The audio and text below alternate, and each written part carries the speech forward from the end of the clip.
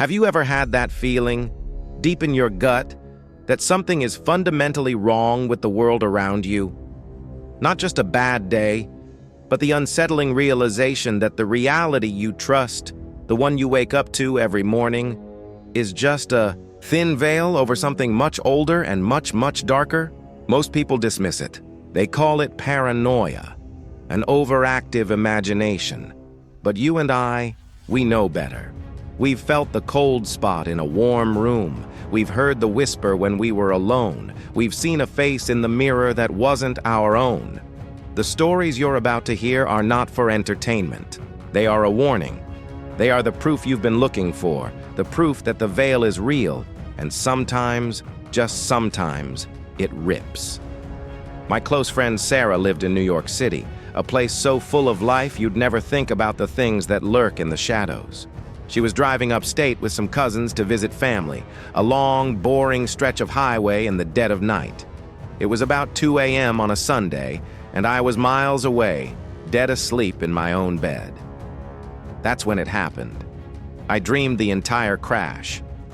Not a fuzzy, nonsensical dream, but a crystal clear, horrifyingly vivid experience. I saw the headlights of the other car, the jolt of the impact, the sickening sound of metal twisting, the scream. I dreamed her scream from the moment they hit the median, and that's what woke me up. It was so loud, so real. It was as if she was right there, screaming directly into my ear. My heart was pounding, a cold sweat covering my body. I fumbled for my phone, my hands shaking, needing to call her to make sure it wasn't real. But before my finger could even hit the call button, my screen lit up. It was her. Her voice was trembling. She was crying. She told me they'd been in an accident. I tried to explain, telling her bits and pieces of what I had seen in my dream. She was rattled, but figured I was just making logical guesses based on what she was telling me. That is, until I described the dress she was wearing. A brand new emerald green sundress she'd bought just for the trip. She went completely silent on the other end of the line. She had never shown me that dress. In fact, she'd never even worn it before that night. The tag was still on it. There was no way I could have known. No way at all. Somehow, across hundreds of miles, I had been a passenger in her nightmare. When I was younger, my friends and I had a morbid fascination with creepy abandoned places.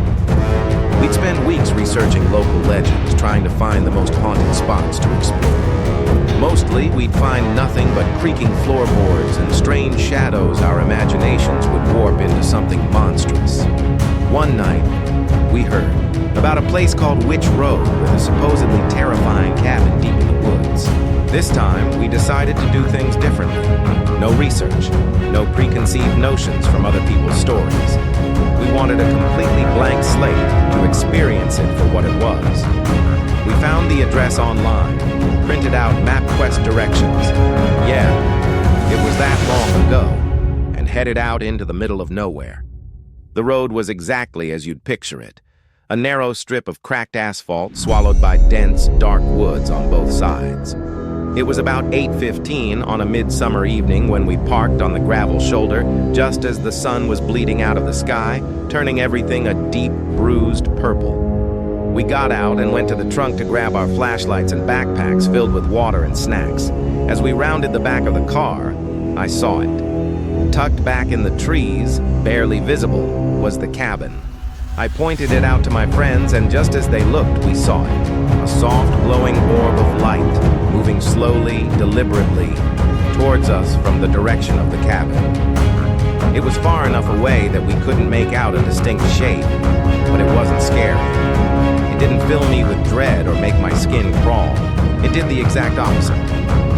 I was captivated, overcome with an intense curiosity that drowned out all reason. I started walking towards it, into the woods, leaving my flashlight and backpack behind on the trunk of the car. My friends followed. Close behind, the only sound being the crunch of leaves under our feet. The silence was suddenly shattered by a crashing noise coming from deeper in the woods. A man burst through the trees, running towards us. He was holding a lantern, a real, old-fashioned kerosene lantern. The kind you see in old movies. The flame inside danced wildly as he ran, casting strange, flickering shadows across his face. "You have to leave!" he yelled, his voice strained with panic. "Get out of here now!" We didn't ask a single question. The adventure was over. We turned and ran back to the car, piling in and speeding away. We were all silent, in a strange daze. The image of the glowing orb burned into our minds. It wasn't until we were a few miles down the road that my friend finally broke the silence. "Why did that guy have a lantern?" she asked. "What century is he from?" And she was right. It wasn't a modern camping lantern. It was an old, rustic kerosene lamp. I guess it's not completely impossible that someone living out there would use one, but it was just another layer of weirdness on an already strange night. We never went back. We never found out what the orb was, or who the man with the lantern was. It remains a strange, unexplained moment in my life, a memory that still makes the hair on my arms stand up. I used to walk the 2 miles home from my closing shift at Taco Bell. It was a mundane routine, but that night, the entire walk, I felt a gnawing unease, like I was being watched. When I finally reached my house, a wave of relief washed over me as I shut and locked the front door. I still lived with my parents back then, in their split foyer house. The front of the basement was half underground, while the back opened up to the yard. At the entryway, I flicked on the basement light for a second. A habit I had to make sure the floor was clear of my little brother's toys before I went down. After confirming the coast was clear, I turned the light off and started down the stairs into the darkness. You know that sensation you get, a flicker of movement in the corner of your eye? Before you can even process what's happening, your head snaps towards it. That's what happened to me. I was halfway down the stairs when I saw something outside the low basement window. I froze. Staring back at me were 2 glowing red eyes. They were high off the ground, too high for any animal I knew. It had to have been over 7 feet tall. I didn't scream. I couldn't. My body was locked in pure terror.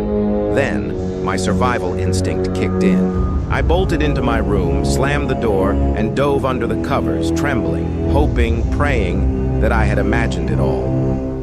A few minutes later, I heard the back porch door creak open. My dog, who was in his kennel right next to the inside door to that same porch, went absolutely insane.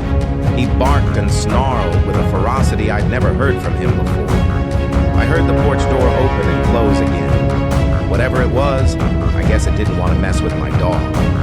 Thank God for that. I lay there for hours, listening to my dog's low growls until the sun came up. I never saw the red eyes again, but I stopped walking home from work after that. I swear I had an experience that can only be described as an abduction.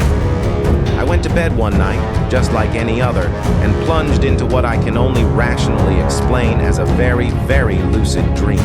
In it, I awoke in a darkened room, a single bright light shining down on me from above. I was in some kind of medical chair, and the thing that jolted me awake was an extreme, sharp, pinching pain around my cervix. I was terrified, but a human. Female, her face kind and reassuring, appeared by my side. She held my hand and told me to just go back to sleep, that everything was okay. It felt like I was given some kind of sedative, and just like that, everything went dark again. I don't remember waking up again that night. The next thing I knew, I was aware that I was staring at my own bedroom ceiling, completely unable to move. It was sleep paralysis, I think. When I was finally able to move, I rolled over, still shaken and scared, but I managed to fall back asleep. I never told a soul. I tried to convince myself it was just a bizarrely vivid nightmare. It wasn't until my next gynecologist appointment a month later that the dream came rushing back. The doctor told me I had abnormal scarring on my cervix that hadn't been there at my previous checkup. The blood drained from my face. It always made me question if my experience was real. I still have a hard time talking about it for fear of being thought of as crazy, but it was a profoundly strange experience. And to this day, I have no idea what to make of it. So, being 15 years old with nothing better to do that summer, my friend and I decided to give it a try. After a little bit of dial-up research, we figured any old crossroad would do. We each grabbed an electric guitar and at exactly midnight, walked a few blocks away from his parents' house to a deserted intersection to see what would happen. We stood there for what felt like an eternity, probably upwards of half an hour, feeling incredibly foolish, but also kind of brave. We were joking to each other, growing bored, and debating whether to just call it a night. The devil wasn't going to come, of course. It was just an old story.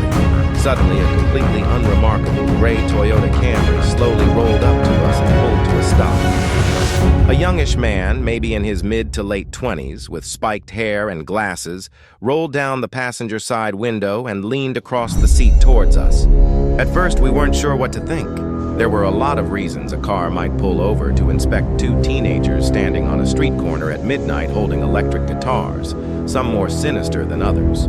"Hey," the man said, "I like what you guys are doing out here. Cool guitars. That's really cool." We just looked at each other, stunned into silence. "Yeah," my friend finally managed to say, "just hanging out. Bored, you know." The man started looking directly at me. I was the lead guitar player in our two-man band. "That's a nice guitar," he said, his eyes fixed on the instrument in my hands. "Let me take a look at it. I bet I can fix it up for you. Show you a few things that might help." I swallowed hard. My mind was frozen. I knew what he was going to say next before the words even left his mouth. "There are some new tunings I know about." We stared at the man in utter disbelief. This couldn't be happening. My mind felt like it was on fire, thousands of thoughts fighting for purchase. I was completely frozen. Finally, my friend, always the more assertive one, spoke up. "Nope, no, we're good. We're good. We've got to go."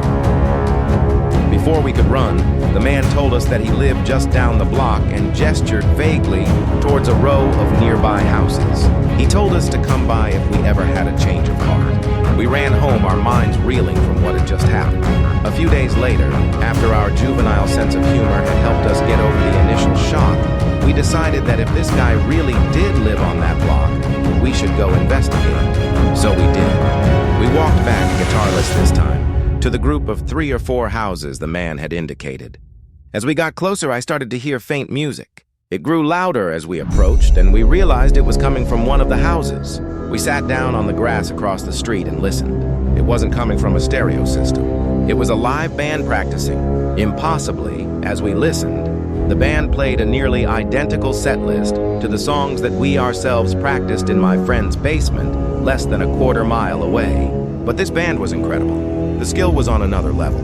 We designated that house the Devil's House. We tried to go back a few more times, but we never heard the music again.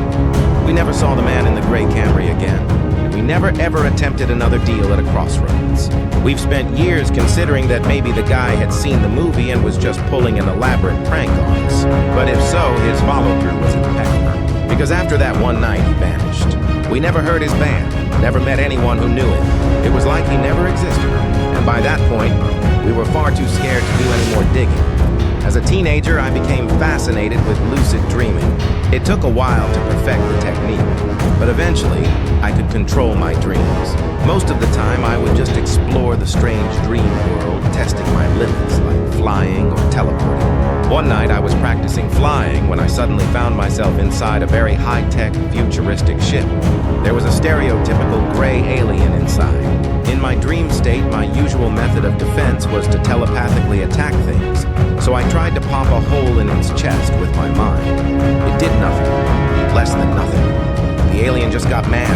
At this point, I was feeling more annoyed than scared, so I tried to wake myself up, like I usually did when a lucid dream went wrong, but I couldn't. It lurched forward at me, and the dread that I felt was insane. The way it moved was sickening, unnatural. I can't even describe it. When it touched me, I swear I felt real physical pain. That's when I finally woke up, gasping for air. Nothing like that ever happened in my dreams again. But I'll never forget the feeling of being trapped, and the pain that felt all too real. When I was younger, I used to get really extreme, profound episodes of déjà vu. There was one time in particular that I'll never forget. I went through my entire school day took a history test, did okay, got the test back a few days later, and looked over my answers. A couple of days after that, I went to school, and the teacher handed out the exact same test.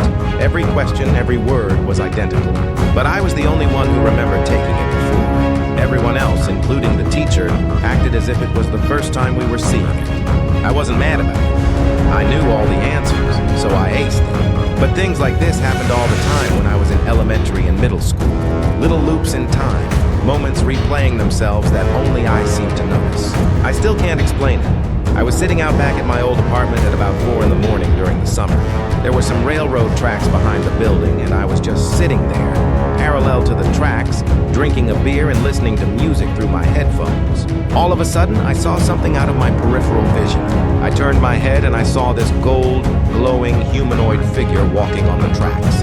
It had the shape of a person, but with no discernible features, and as I said, it was glowing a brilliant gold. I only had my eyes on it for about a second before it went behind some trees and just vanished. It's the only paranormal experience I've ever had, and I've never been able to find an explanation for it. When I was a kid, my family bought a really old, big farmhouse. My dad decided to add some shelves to the hall closet by the front door. He did a bunch of measuring, and then he walked into the kitchen where my siblings and I were eating lunch. He had a completely baffled look on his face. "Okay," he said, "this is really messed up. The interior of the closet is bigger than the exterior."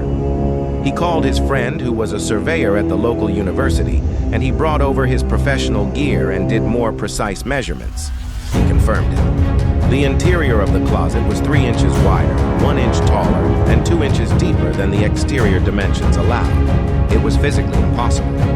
We never found out what was going on. My dad's friend brought over a couple of his colleagues to do even more measurements. The people at the university were so intrigued they called up the architecture dean at the main campus for a site visit, but it was scheduled for 4 months out. We ended up having to move because of a job relocation before they could come. I've always wondered what they discovered. A few years ago, I looked up the address on Google Maps just to see the old house. There are condos sitting where it used to be. The house and its impossible closet are gone. I was working production for a television show, and I was completely overworked. We're talking 14 to 16-hour days with no days off in between. I was running on fumes. I had handed off a pair of prop eyeglasses to my assistant in the studio. I never saw them or thought about them again after that. I dragged myself home and crawled into bed for my 4 hours of sleep. About an hour after I fell asleep, a different co-worker called me because the prop glasses didn't make it back to the studio for the next day's shoot.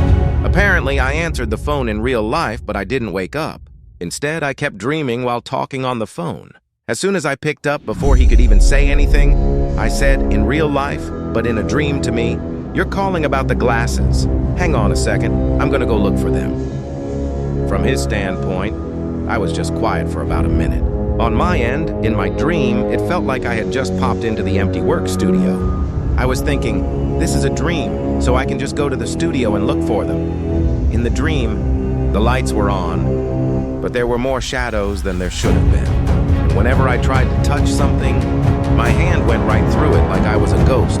I looked around the studio and saw the prop glasses under a roll of leather, mostly hidden from view. I went back to the phone in my dream and said, "Okay, I just looked. They're on the back fabric cutting table under a roll of leather." He had no idea I wasn't awake, that I was dreaming this entire thing. He drove back to the studio and found the glasses exactly where I said they would be. I would chalk it up to my subconscious, but after I passed the glasses off to the assistant, I had gone out shopping for other supplies. I hadn't gone back into the room where the glasses were put. There is no way I could have seen where the assistant put them. It is, without a doubt, the weirdest thing that has ever happened to me. I live in a small, quiet town in North Jersey. When something crime-related or strange happens, everyone knows about it. When I was 11, I was playing with my neighbor outside her house, which is right across the street from the middle school field. We were trying to sell our beaded art to make a few bucks. No one was around. Suddenly, we started to hear what I can only describe as wailing. It wasn't like anything I had ever heard before. It was coming from the second field, hidden by the school building. After a few minutes of this, a cop car rounded the corner and the wailing stopped. The cops pulled up to us and asked if we had seen anything out of the ordinary. We told them about the noise and where it was coming from. They told us it was probably for the best that we went inside. After they drove off toward the school, the wailing started again, but it abruptly stopped right in the middle of a wail. We ran inside and told her mom, but she didn't believe us. We never heard anything about the incident around town. To this day, nobody seems to know what we were talking about. My Mulder theory? A cryptid, specifically the Jersey Devil. My Scully theory? A mentally unhinged person screaming in a field. Either way, it was terrifying. This happened earlier this year. My friend and I like to drive around and catch up whenever she comes back from college. We were driving through a nice residential area at night after seeing a movie. It was about 1 o'clock in the morning. Something in front of one of the houses caught my eye and we stopped to look. At first, all I noticed was a snow shovel planted in the ground. But then, I saw a person in a jacket holding onto it. The house didn't have any lights on, but I could tell that the person's head was pulled all the way back, staring straight up at the sky, with their mouth wide open. It freaked us out, so we bolted. We tried to rationalize it. Maybe they were just out shoveling late, but there was hardly any snow on the ground. About an hour later, we drove back through the same neighborhood, and we saw the same figure still there, in that exact same position. We thought, okay, maybe it's a weird Christmas decoration they forgot to take down. So we shined our car's headlights on it. And no, it was a fully fleshed out person, just standing in the same position for at least an hour, shovel in hand, staring up at the sky with their mouth open. We got out of there scared out of our minds. The only thing I can come up with is that maybe somebody had literally frozen to death while shoveling. But wouldn't they have fallen over? We never heard anything about it on the news. I have no rational explanation for what we saw. In high school, I was up early to get ready for school.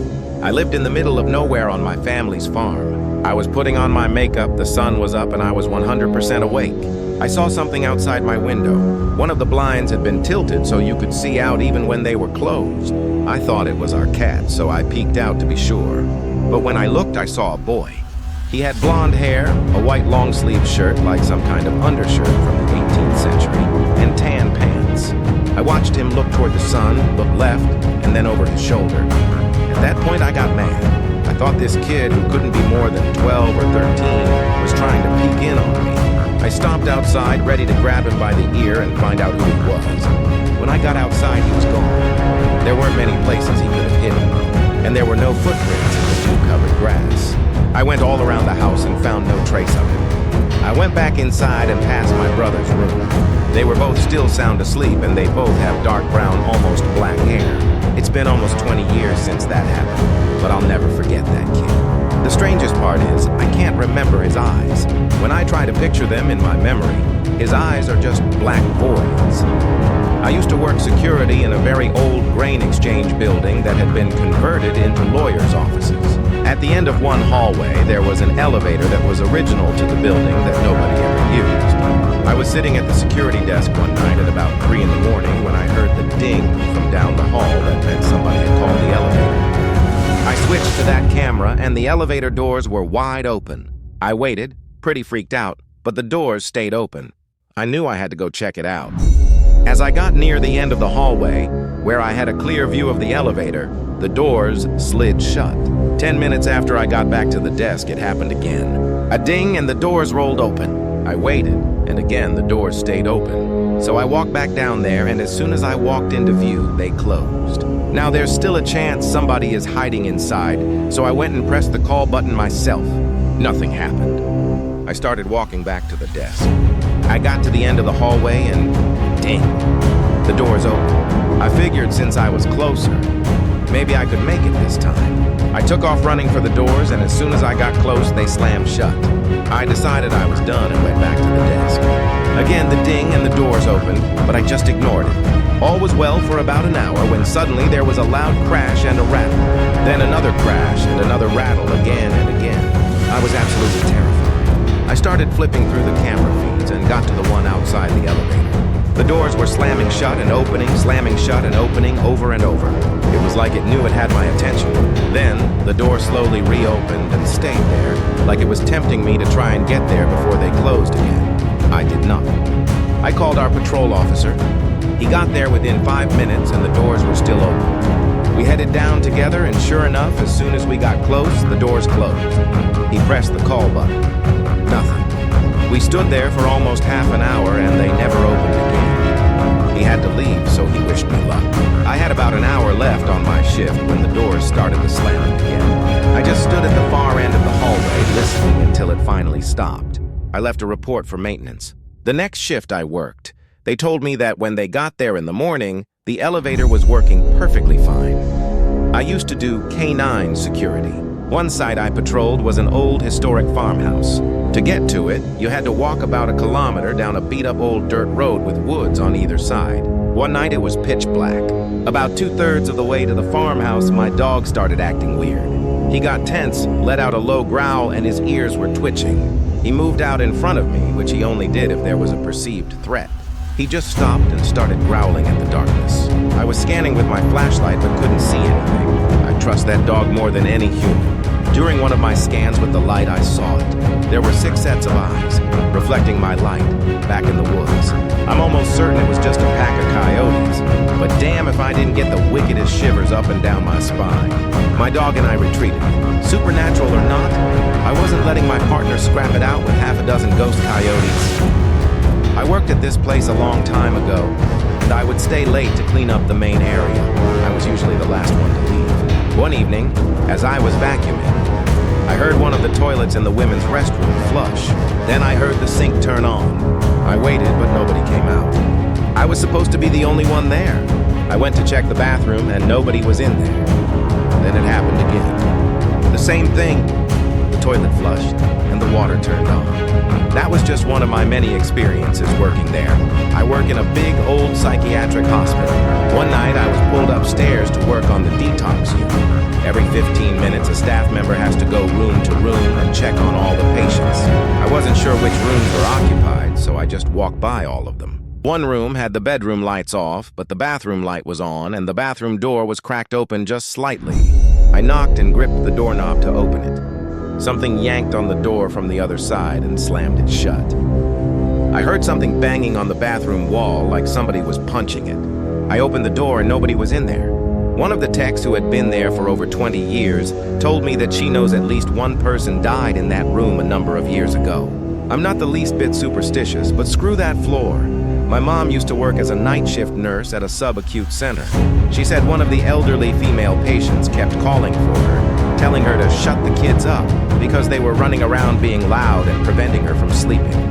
The only trouble was there were no kids. My mom just went along with it to calm her down. After working there for over 10 years, she says that there's one specific wing in the building where, every once in a while, multiple patients who have no contact with each other all complain about seeing children running around and making noise, keeping them up in the middle of the night. I had a scary experience when I was a kid, about 8 years old. I woke up suddenly to my dog, who was in my room, barking and viciously growling at the corner of the room. He was normally the most laid-back dog, so it instantly freaked me out. It was dark, and I couldn't see anything there. As my eyes adjusted, I could see him snarling and barking, the hairs on his back standing on end. But there was nothing there that I could see.